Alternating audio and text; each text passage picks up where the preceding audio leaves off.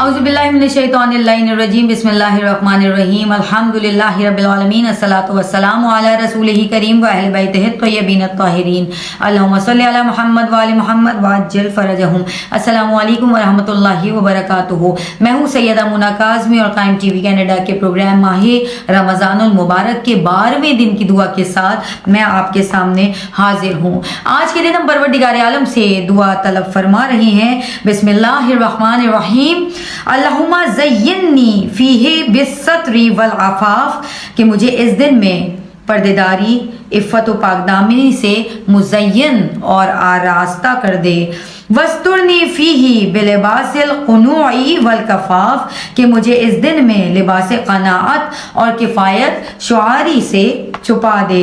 वहमिलनी फीही अलल अदली वल इंसाफ, कि बारे इलाहा मुझे इस दिन और इस माह में अदलो इंसाफ पर आमादा फरमा। व आमिन्नी फीही मिन कुल्ली मा अख़ाफ़, कि मुझे इस दिन में हर उस चीज़ से जिससे मैं खौफ खाते हैं हूँ या हम खौफ खाते हैं, हिफ्ज़ व अमान अता फरमा। बेइस्मतिका या इस्मतल खाइफीन, अपनी मुहाफ़िज़त और इआनत के ज़रिए से ए डरने वालों के मुहाफ़िज़। आज की दुआ के हमारे मौज़ूआत हैं इफ़्फ़त व पाकदामनी से मुज़य्यन होना, क़नाअत और किफ़ायत शुआरी को अपना लेना, अदलो इंसाफ को कायम करना और अमनियत के साथ ज़िंदगी गुजारना। क्या है ये इफ़्फ़त व पाकदामनी?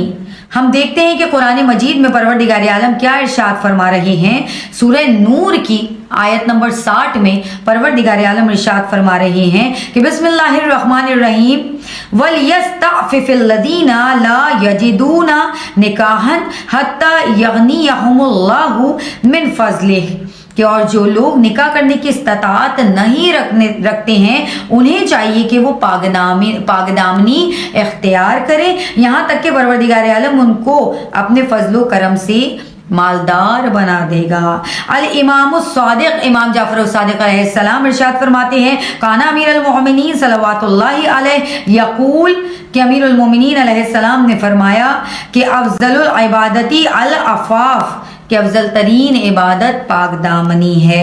बेशक पाकदामनी है, और पाकदामनी क्यों ना हो कि एक और मकाम पर मौला अली इब्न अबी तालिब अलैहिस्सलाम ने फरमाया कि पाकदामनी इख्तियार करो, क्योंकि ये पाकदामनी जो है ये बेहतरीन साथी है। और एक और मकाम पर मौला अली ने बड़ा बेहतरीन जुमला इनायत फरमाया कि दूसरों की ख़वातीन की तरफ पाकदामन रहो, कि इससे तुम्हारी ख़वातीन पाकदामन रहेंगी। और यही वजह है कि हज़रत दाऊद अलैहिस्सलाम के ज़माने में एक औरत थी और जिसके पास एक गैर मर्द आया करता था, जिसका आना उस औरत को पसंद नहीं था। इसी असना में इस औरत के दिल में ये ख्याल आया और उसने उस मर्द के दिल में ये बात डाल दी कि जिस तरह तुम मेरे पास आते हो और जब भी तुम मेरे पास आते हो तो तुम्हारी बीवी के पास भी इसी तरह कोई और शख्स आ जाता है।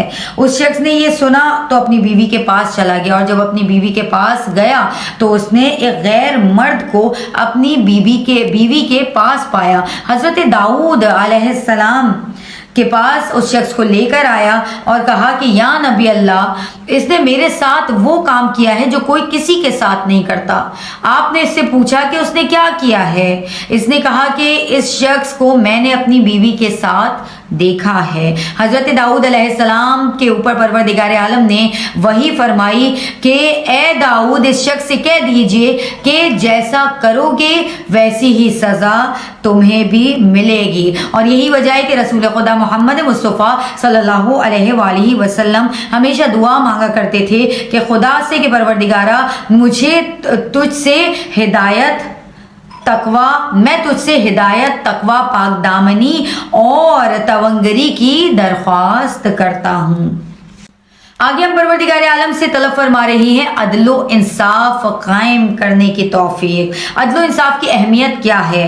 परवरदिगार आलम सूरह निसा की आयत नंबर 135 में फरमा रहे हैं, बिस्मिल्लाहिर रहमानिर रहीम या अय्युहल्लज़ीना आमनू कूनू अक़व्वामीना बिल क़िस्त, कि ईमान वालों मजबूती के साथ इंसाफ पर قائم رہو۔ اور مولا علی ابن ابی طالب علیہ السلام ارشاد فرماتے ہیں العدل الاساس بہ قوام العالم، کہ عدل ایسی اساس اور بنیاد ہے جس پر کائنات کا نظام قائم ہے۔ اور مولا علی ایک اور مقام پر ارشاد فرماتے ہیں العدل اقوی اساسن، کہ عدل قوی ترین بنیاد ہے۔ عدل کے ثمرات اور نتائج کیا ہیں؟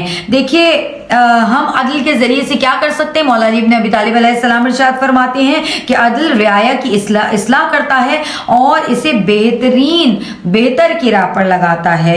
یہاں پر ہم نے عدل کی بات کی، مولا علی ابن ابی طالب علیہ السلام ارشاد فرماتے ہیں عدل زندگی ہے، عدل احکام الہی کی زندگی ہے، عدل ایمان کی زینت ہے، اور عدل ایمان کی بنیاد تمام نیکیوں کا مجموعہ اور ایمان کا بلند ترین درجہ ہے۔ ایک اور مقام پر عادل کی خصوصیات بیان کرتے ہوئے امام جعفر الصادق علیہ السلام نے ارشاد فرمایا کہ جب امام علیہ السلام سے سوال کیا گیا تو آپ نے فرمایا کہ پوچھا عادل کون ہے؟ تو حضرت نے فرمایا انسان اس وقت عادل ہوتا ہے جب حرام چیزوں سے آنکھیں بند کر لے، برائیوں سے زبان کو روک لے اور ظلم سے اپنے آپ کو بچا لے۔ اب میں بیان کروں گی کہ دوست اور دشمن میں عدل کیا ہوتا ہے۔ تو قرآن میں سورہ مائدہ کی آیت نمبر 8 میں پروردگار عالم ارشاد فرما رہے ہیں بسم اللہ الرحمن الرحیم وَلَا يَجْرِمَنَّكُمْ شَنَآنُ قَوْمٍ